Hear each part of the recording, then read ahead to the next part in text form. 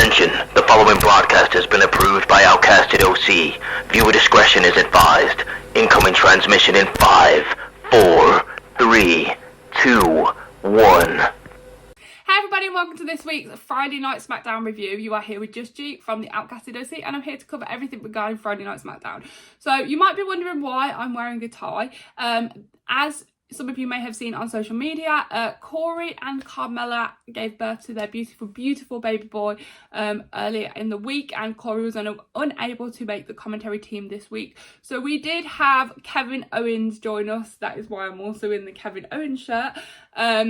He joined Michael Cole and Kevin Patrick on commentary. He came out in a Kevin Owens shirt with a tie, just a tie. It was fabulous. He looked amazing. I will insert a picture here. But yeah, so we had Kevin Owens on the commentary this week. He did meet with Nick Aldis earlier in the day to discuss him going on the commentary team. And Nick was like, yeah, I'm good with this as long as you follow the couple of rules that I have. Like, you can't get into any fights or arguments with anyone. You have to stay level-headed being on the commentary team. Kevin Owens was like, yeah, sure, we can do that. So, after Kevin Owens makes his entrance, we are greeted by the whole of the LWO, but they come out to Rey Mysterio's theme. However, Carlito was not with them. It was just the 5 of them. 4 of them? 5 of them. 5. There was 5. Joaquin Wilde, Cruz del Toro, Zelina Vega, Santos Escobar and Rey Mysterio. Rey does a little promo about how he don't think Logan Paul would have won without the help of the brass knuckles. He still thinks he would be United States champion if Logan didn't have that advantage above him of using equipment. And he does go on to say that he will do everything in his power to get a rematch against Rey Mysterio for the United States bout. At this point, Carlito makes an entrance and comes down and he's like, yo, Rey, you shouldn't be blaming yourself for your loss against Logan Paul. You shouldn't be blaming Logan Paul for your loss against Logan Paul. You should be blaming Santos Escobar for leaving the brass knuckles on the apron, the side of the ring, because that is the reason why Logan Paul got hold of them. And Santos starts kicking off. He's like, I don't know what you mean. I don't know what you're on about. We all know Santos left them there for Rey Mysterio, but they ended up in Paul's hand. So Santos's intentions were always good in that scenario, but it never works out that way. And obviously Carlito is being the chaotic one, blaming Santos of doing it so that Rey loses. Santos gets very heavy heated at this point and he does walk off, and the whole of the LWO, besides Cruz and Joaquin Wilde, follow. We are then greeted by Bobby Lashley because we are having a match between Bobby Lashley and Carlito. So we have Bobby Lashley and the Street Profits ringside, with Carlito with Cruz del Toro and Joaquin Wilde ringside. The match is very back and forth to begin. Lashley does take control to begin with. Carlito doesn't get much chance to move. At this point, a few minutes into the match, we are panned to a backstage scene where we can see B-Fab watching the match on a screen. As we know, B-Fab asked Bobby Lashley last week for a conversation with him, so I'm not sure what's going on there between Bobby Lashley and B-Fab, but whatever it is, it's going to be great. I know it's going to be great. So we go back to the match. Lashley goes in for a hurt lock after a few more minutes of back and forth. Lashley doesn't get a chance to lock in that hurt lock. Carlito manages to get his arms behind Bobby Lashley's head and pulls him down to counter out of the hurt lock. At this point, there is a bit more back and forth after a few more minutes, a few more punches, a few more hits. Bobby Lashley goes to hit Carlito, lifts him up to go for a power slam, but Carlito manages to counter that and pull himself back down, at what point he lifts Bobby Lashley up into the air and gives him a power slam. They both fall out of the ring. Carlito is pushed into the steel steps and then also hits his head off the barricade. They're back in ring. There's a bit of back and forth between them again. Carlito manages to gain control over the entire match, at what point it pans to the backstage segment again of B-Fab, where we see Ashante come over and he's like, what's going on, B-Fab, what's going on? And she's like, don't worry about it, don't worry, it's all taken care of. And they walk off together. This is really interesting, and I'm hoping that the pair of them may be joining the Street Business or Hurt Business or whatever we're calling them for a new faction, which would be fabulous. I am excited for that. Back into the match, Montez then tries to interfere, pulling Carlito's leg, while Bobby Lashley's like talking to the ref, got her back turned. But Joaquin Wilde and Cruz del Toro stop both Montez Ford and Angelo Dawkins from interfering. So at this point then we've got Carlito and Bobby Lashley going at it in the ring, and outside of the ring we've got the Street Profits going at it against Joaquin Wilde and Cruz del Toro. The Street Profits do take out the LWO. At this point then we see Santos Escobar run down to the ring, and he's like going in on the Street Profits, but doesn't manage to get anywhere. At this point Lashley turns around, spears Carlito into the ground, and he pins to win. So Bobby Lashley takes the win over Carlito. At this point, the Street Profits get into the ring. They are not done with whatever's going on. They carry on smashing Carlito to the ground, hits after hits, the Street Profits going in on him. At this point, Santos Escobar is stood on the ringside watching them beat the shit out of Carlito. He literally is not going in to help. We then hear Rey Mysterio's music hit. He pelts it down to the ring with a chair to help, obviously, Carlito.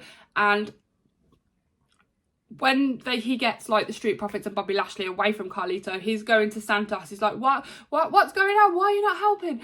Santos gets into the ring as Rey Mysterio is helping Carlito. Both Rey and Santos get into like a really heated, like shouting, family, LWO, we're supposed to be helping, you know, and Rey pushes Santos out of the way and goes back over to Carlito. He's got his back turned to Santos at this point, and out of nowhere we see Santos come behind, smacks Rey in the top of the head. Oh my god, absolutely wild. Did not expect this to happen so soon, but we knew it was going to happen at some point.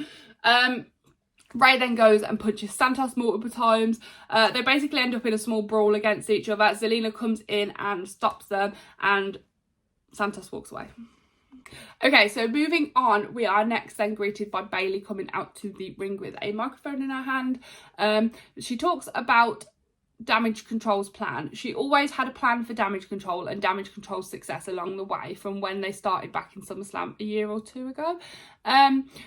Tag champs, Miss Money in the Bank, WWE champion, and she's going on about Dakota and Io's success within Damage Control. And she's like, Crown Jewel was supposed to be our moment, but Kairi Sane's return kind of spoilt that because it made it her moment. Bayley invites Io out. Io comes out with Dakota Kai, followed by Kairi Sane behind. All three of them come out to Bayley. Bayley's like, what is she doing here, to Io? Io says she had a plan and she's thankful for Kairi's help helping her retain her women's championship at Crown Jewel. Bayley then goes on to say, but the last time Kairi Sane was in WWE, this is what happened. And it pans to a TV segment of the last time Kairi Sane was in WWE. Her and Bayley were going at it backstage. And then Dakota speaks up then and she's like, Bayley, we respect you, but we brought Kairi Sane into Damage Control to make it stronger. At this point, I'm going absolutely crazy that Kairi Sane is going to be part of Damage Control. She's like, we wanted to take some of the weight off you, so we brought her in to help make Damage Control stronger. And that is working. Look at Crown Jewel. It worked. We're stronger. We're still champion, you know. And then Kairi Sane speaks up and she goes, Bayley, I respect you as the leader of Damage Control and I forgive you for what happened. And then she puts her arms out and Bayley's like, I don't do that anymore. I don't do that. You know, as the heel character, we don't hug, we're not happy, you know. But all four of them end up in a hug scenario and Bayley's like, but then she smiles and it's okay. Rudely interrupted by Bianca Belair's music, and Bianca Belair comes out. She stands at the top of the ramp and stays there. And she's like, do you know what? I don't forgive Damage Control. I thought Io would beat me one-on-one, fair and square, at Crown Jewel. But obviously not because of the interruptions with Kairi Sane and Bayley. She was like, I'm just going to have to whoop all three of your butts tonight. And Bayley's like, yeah, whatever, but we've still got the championship and whatever. And then Bianca goes on to say, but there is plenty of people that don't like Damage Control. And she introduces Charlotte Flair and she introduces Asuka. And then we end up with a 6-women tag match for the main event tonight. Okay, so we move on to our next match of the night, which is Dragon Lee versus Cedric Alexander. The match starts, it's very back and forth between, no one's in control, they're doing a lot of flips, a lot of kicks, a lot of high flying stuff, rolling around, dodging, countering each other. No one really had control. Dragon Lee manages to hit a move on Cedric Alexander though and goes in for a pin, but Cedric kicks. Cedric launches Dragon Lee literally from the middle of the ring over his head into the corner of the ring, and he does hit his head, but he does manage to tuck and cover, so he was okay. Cedric goes in for a pin on Dragon Lee, and Dragon Lee manages to kick. There is very much back and forth. There is so much countering in this match, like both fantastic wrestlers that know what they're doing. The moves were wild, insane moves, flips and kicks and all sorts of things that I couldn't even name half of them. I didn't even know what they were doing. But eventually, after a few minutes, Dragon Lee manages to hit his finisher on Cedric Alexander, and he does pin to win the match. It was a short match, but it was an enjoyable one.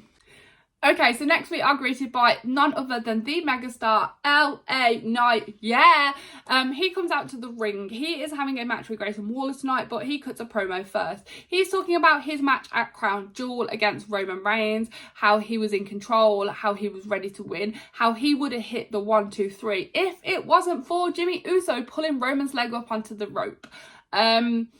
He's like, I'm not done with the bloodline, and the bloodline is not done with me. I'm not done with the bloodline until I own that WWE championship from Roman. At what point Grayson Waller interrupts and comes out, obviously. He's like, Grayson Waller's like, LA Knight, you're embarrassing yourself by not taking the blame and putting the blame for your loss on everyone else, i.e. Roman, Jimmy, the bloodline. You need to blame yourself because you are the one that cost yourself the championship. There was something said in that promo that I am not going to repeat over here on YouTube. If you want to watch the promo battle between LA Knight and Grayson Waller, I suggest you go and watch it because it was phenomenal. It was so good. They were literally hitting each other back and forth, and it was phenomenal. Go watch it. But anyway, LA Knight hits Grayson Waller and then throws him over the rope. He grabs, LA Knight takes Kevin Owens' bottle of water and tips it all over Grayson Waller, and he's just stood there like, ha ha ha. And Kevin Owens is like, you're washed up, Grayson Waller. You're all wet. You're washed up. And it was so funny. Honestly, having Kevin Owens on commentary the entire night was phenomenal. It was so good. He was so funny. Okay, so we go into the match between LA Knight and Grayson Waller at this point. LA Knight has the control from the beginning. He will not let Grayson Waller get any moves, any punches. He goes for multiple punches on Grayson Waller. Grayson Waller has had enough, and he rolls out of the ring and starts to walk around. At what point LA Knight is like, nah. He rolls out the ring, gets him back into the ring. He does go for a move and he attempts to pin Grayson Waller, but Grayson Waller kicks out. LA Knight throws Waller out of the ring and follows, and he then goes and hits his head off the announce table multiple times, and Kevin Owens is just there like he's taking the mick out of Grayson Waller. After this, Grayson Waller manages to get up. He throws LA Knight back first into the steel stairs, goes back up into the ring, bounces off the other side, goes through the ring and hits a clothesline off LA Knight. Back in the ring then, Waller is in control. He is targeting LA Knight's back. He's hitting it. He literally gets him up in a leg lock and he's like pushing on his back. He kicks him in the back multiple times, targeting LA Knight's back because that's where he's weak after hitting it in the steel stairs.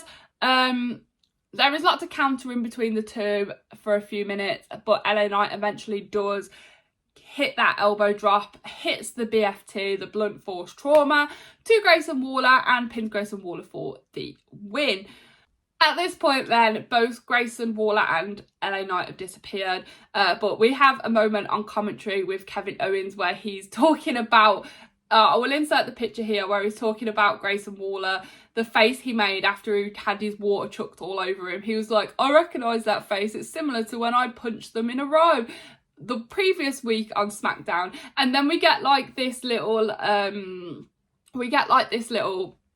screen thing clip of like the previous week, and Kevin Owens is drawing all over them, explaining the way he punched. Oh, it was golden. It was so good. Please go and watch it because it was so good. However, At this point, both Austin Theory and Grayson Waller make their way out to the ring.